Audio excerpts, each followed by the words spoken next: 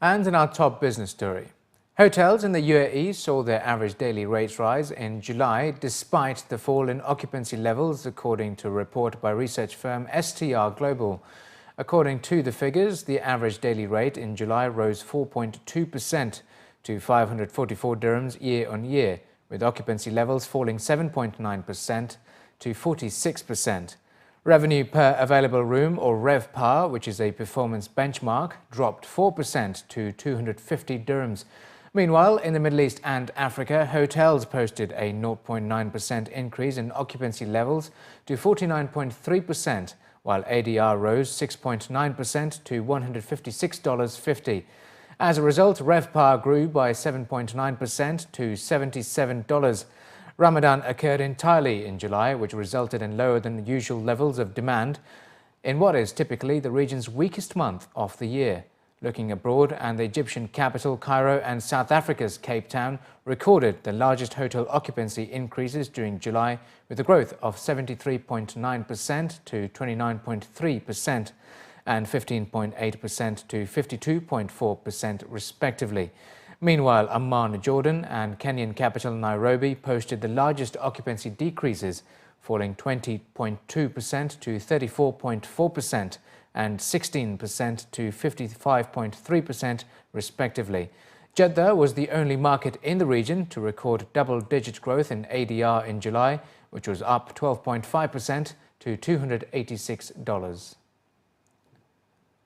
Yas Island's hotels have had a bumper 6 months on the back of growing Chinese interest in the UAE as a tourist destination.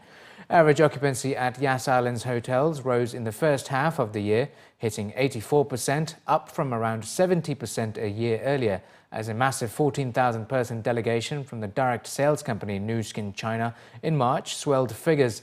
Overall hotel occupancy in Abu Dhabi in the first 6 months to June stood at 77%. Up from 69% in the same period last year, according to data from the Abu Dhabi Tourism and Culture Authority. Chinese tourists are Abu Dhabi's fastest-growing hospitality segment, with the total number of guest nights growing 115% in the past 6 months. A paper from the management consultancy BCG expects the value of Chinese outbound travel to grow at about 17% per year up to 2020, as high economic growth rates fuel the country's outbound tourism market. Islamic tourism from China also presents a growth opportunity for Abu Dhabi, as China is home to about 20 million Muslims. Sale prices and lease rates of properties in Dubai are beginning to decline, according to initial data released for the first 6 weeks of Q3 this year, with government initiatives to control speculation coupled with more realistic sentiment by landlords beginning to take effect in the market. The data contained in a report released by research and consultancy firm FIDA Advisory showed that over the 6-week period, nominal sale prices declined 0.6% for apartments and 4% for single-family homes compared to Q2 this year, although sale prices were still up overall year on year.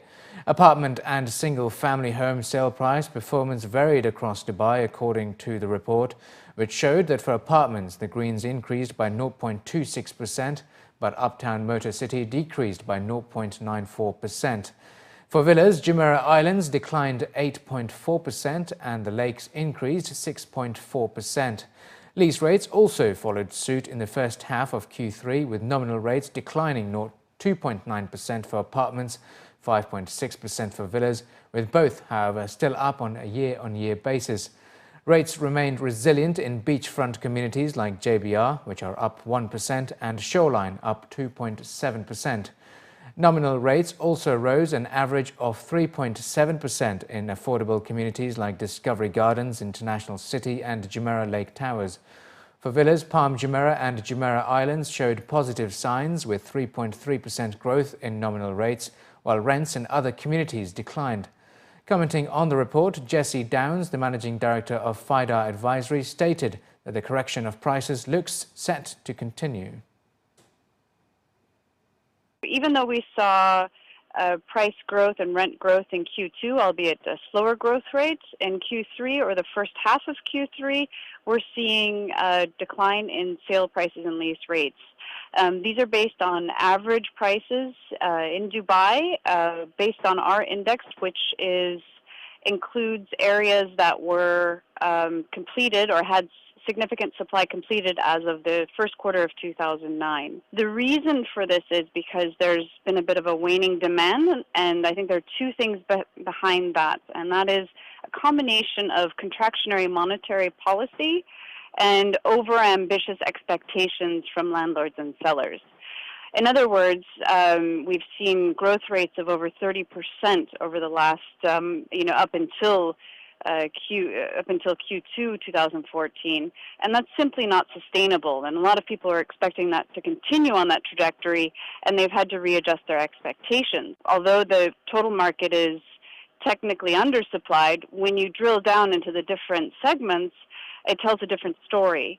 For example, technically speaking, the high-income supply is oversupplied, but because the middle-income sector is so vastly undersupplied, that ends up pushing people up into different segments of the market. In other words, they will share accommodation, for example, instead of having their own accommodation, or they'll spend more than is traditionally considered acceptable for a housing allowance or housing budget. We expect sale prices and lease rates to continue to soften in Dubai. However, this should be considered a correction, not a free fall like we saw in 2009, 2010.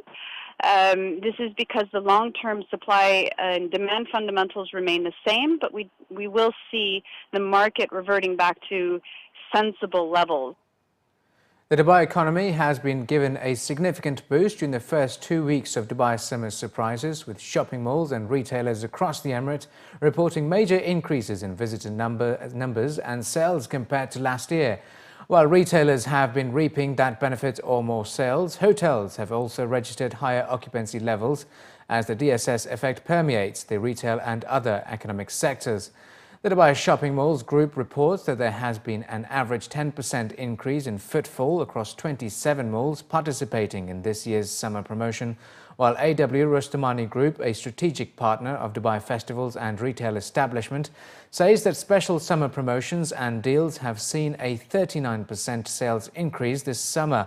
According to retailers, perfumes have proved hugely popular for shoppers at Dubai Duty Free and at leading specialist stores like Paris Gallery, who have reported a year-on-year sales increase of 20% during this DSS season. Emirates Airline has also reported that they have seen thousands of extra passengers attracted to Dubai by DSS, with visitors coming from both the GCC region and international destinations.